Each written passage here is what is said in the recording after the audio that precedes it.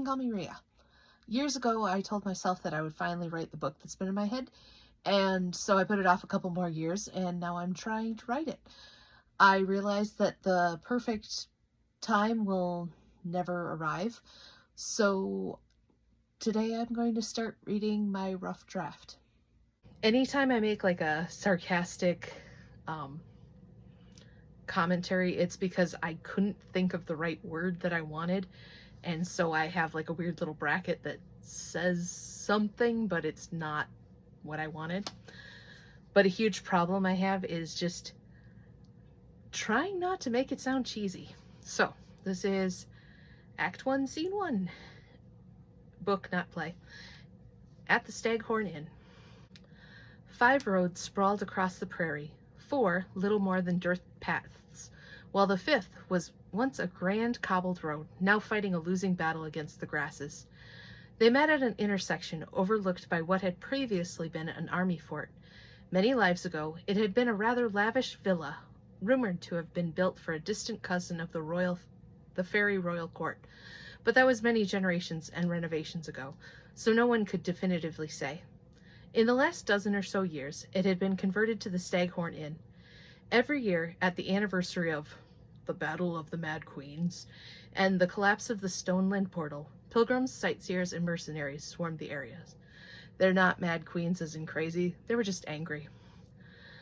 The complex was laid out like a horseshoe, with apartments, stables, and amenities surrounding a large courtyard. A 10-foot-tall stone fence surrounded the establishment. The coveted rooms and bathhouses were reserved for those with the most coin. Their exotic horses filled the stables, while the courtyard was packed with those seeking a hot meal, pint of meat, and possibly a little entertainment.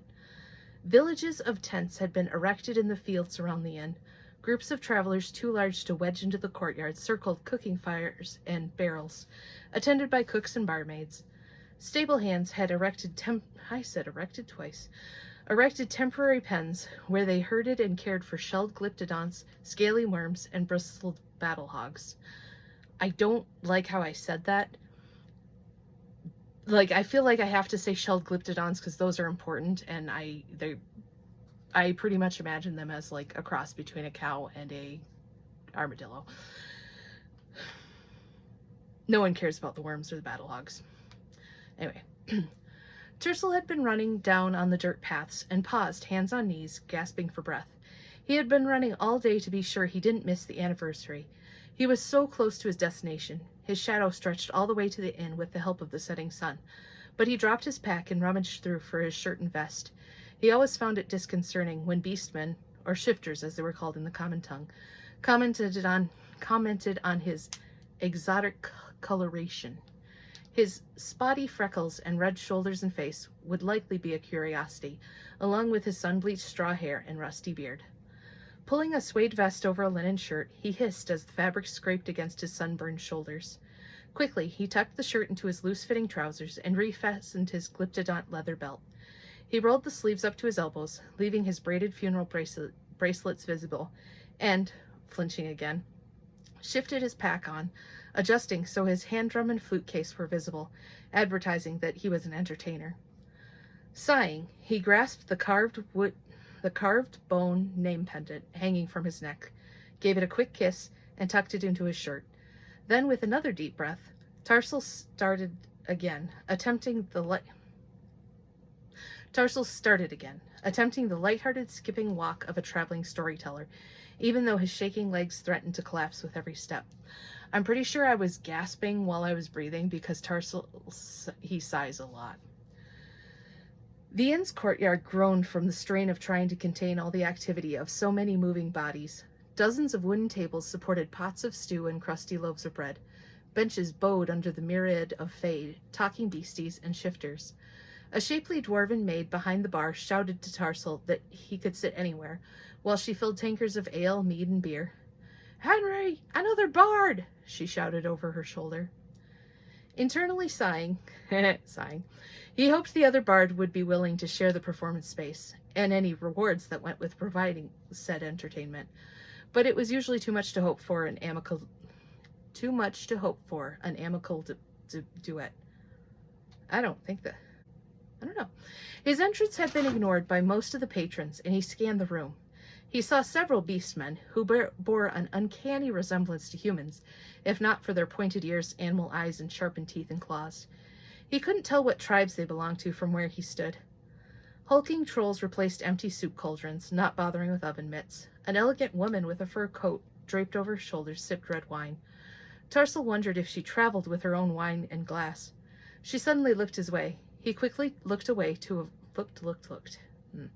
He quickly looked away to avoid looking into... Oh my God! She suddenly looked his way. He quickly looked away to avoid looking into her teary eyes, but accidentally made direct eye contact with an elderly Oonseallic male. Tercel had never... I'm not sure if I want to say Tercel or Tarsel, because I spelled it Tercel, but I keep misspelling it with an A instead. Tercel was never sure how to define the Oonseallic. They looked like bipedal cats, but were much taller than talking beasties. Most males were around Tercel's height, while the females were taller. They could shift into a beast form on command, but also possessed fey magic. A special Oonseallic woman had once told him they were a mixture of the cat shifters, and black magic. She had laughed when she said it, but Tercel hadn't been sure she was joking. The male's tawny striped coat and angry-looking green eyes marked him from the Western Highland tribe, but his ears were forward and relaxed. They had been staring at each other for an uncomfortable amount of time, so Tercel was relieved when, with a raised glass and inclined head, he was invited over. He carefully made his way across the room, gently stepping over a pangolin, dodging serving trays and avoiding wings, tails, and other appendages. The Oonseallic's eyebrow whiskers were raised in amusement when the human finally dropped onto the bench across from him with a clatter. He carelessly brushed his whiskers back while Tercel ordered a pint of mead from a rabbit-like legomorph and struggled out of his pack. As the maid hopped away, he turned back to his new companion, completely unsure what greeting to use. Almost shouting over the din, the male saved him the awkwardness by languidly asking in the common tongue, "What instrumentation?" With a start, he realized the man before him was the other bard. He answered in low Oonseallic, "I prefer storytelling, but I can perform a decent shandy or brindisi. I play flute and percussion." After a beat, he added, "You can call me Gron." This is Tercel talking, just for the record. The male stared at him for a few moments, blinking slowly, and then he nodded in a playful, sarcastic way. Oh, see, I spelled it wrong now. Tercel wondered if he was being toyed with. "I'm partial to a ballad myself. I enjoy the zither," he responded in the same language. Yeah, I should make that more clear. "I am absolutely fascinated by your dialect, Gron." Okay, since they're cats, they're actually supposed to go Gron, but I can't do that over and over again. It's really awesome in my head, I promise. Tercel was sure he was fishing for information, but he wasn't sure what. Fortunately, the legomorph maid returned with a bowl of soup and his drink. He thanked her sincerely while paying a copper piece. A youngling was peeking out from behind her skirts, and Tercel acted surprised to see the child. He then pretended to magically pull a crystallized honey candy from behind its ear. It giggled, shoved the candy in its mouth, and hopped after its mother. Meanwhile, the male took Tercel's bowl and scooped stew from a nearby cauldron. "You've been in the grasslands a long while?" Tercel shrugged noncommittedly and drank his mead. It was sweet and cool, making him suddenly realize how thirsty he was. "Oh, that's good," he said into his cup. After several more gulps, he came up for air. "I've been here since before the portal guardian was destroyed." He took another swallow. "I didn't sail from the Feywilds." The male visibly relaxed. "You may call me Cree'h." With his hand on his chest, he inclined his head slightly in a small bow. Looking concerned, he continued, "Your home must be much changed since you were there last." Finally, understanding the gentle warning, Tercel laughed. "I have no intention of passing through the stone portal. Everyone I knew is long dead. Thank Chitin. And the moment I crossed, I would join them as dust." He vehemently dunked some bread into his stew. "There's enough dirt there without my corpse adding to it." He aggressively bit into the bread. The rich, meaty broth made him forget his past for a moment, and he groaned in ecstasy. He quickly dove into his bowl with his spoon, capturing potatoes, mushrooms, and wilted grains. Boisterous laughter erupted behind him, and a large hand clapped on his shoulder. "I'll let Sylvie know you enjoyed her cooking." Old Henry, the innkeeper, was an imposing figure, part giant and part Elestin. His power was only slightly diminished by his ale gut. He wiped his hands on his apron as he sat, straddling the bench and making it groan. 3 pixies and a terrapin moved before they were crushed. The pixies squeaked indignantly. "Dinner's slowing down," he said in common. Play through the evening drinking, and send him off to sleep without incident, and there'll be a tip for you both and blankets in the hayloft." Autocorrect. Cree'h and Tercel nodded, and, having successfully delegated, Henry slapped both his knees, stood up, and headed to the bar to tap more barrels. The bench returned to its original shape, but the pixies did not return to it.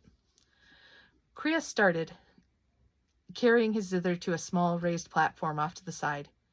He started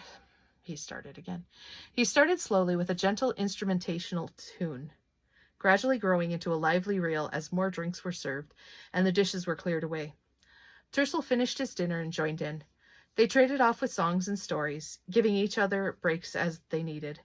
The evening peaked when the whole crowd joined to sing the drinking song about a drunken minotaur passing out and exposing himself.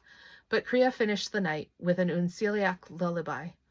Tercel watched Cree'h swirl pink magic through his fingers as he strummed, and breath caught in his throat as he remembered the woman he'd loved singing the same song to the child of his heart. Fighting tears, he joined with his flute during the next verse. As the last notes floated into the night, the patrons collectively sighed, as if they'd... Sorry, a couple of words smashed. As if they'd forgotten to breathe while the music played. The spell broken, they shuffled to their rooms or encampments for the night. The legomorph maid appeared carrying a basket with blankets and a small sack of coin for each of them. She showed them to the hayloft. Oh man, how did I imagine her accent? Beautiful song, she said in broken common. Mein gran hummed that tune to me when young, but she could no make the words. She tapped her inside as her teeth. Tercel patted her shoulder and thanked her genuinely. The 2 men climbed into the loft and made their beds. Dust kicked up as they made their beds causing Cree'h to sneeze. After they'd settled, Tercel was suddenly awake and stared up through the darkness until Cree'h asked, "How does a human who fluently speaks an almost dead language, dresses in shepherd's garb with royal leather, and wears the name pendant of my niece's son, find himself wandering around a broken portal? That is way too long." Laughing mirthlessly, Tercel started absent-mindedly spinning the bracelets around his wrist. "With all the plagues and wars and losses. As you know, I was born in the Stonelands, so while I'm here, I'm essentially immortal. But I find..." He sighed, trying to organize his thoughts. Sighing again. "I wonder if the people I knew and loved were actually the people I knew and loved. I've been collecting stories of them from other people and trying to reconcile with how I knew them." "That's quite an undertaking. Will you be putting their stories into a ballad?" Tercel scoffed. "They deserve entire epics." He sighed again. "I just don't want them forgotten when I'm the only one left who remembers." The hay crinkled as Cree'h turned over. Tercel imagined being scrutinized in the dark. After a moment, the hay crinkled as he settled back into position. His baritone voice took on a storytelling quality.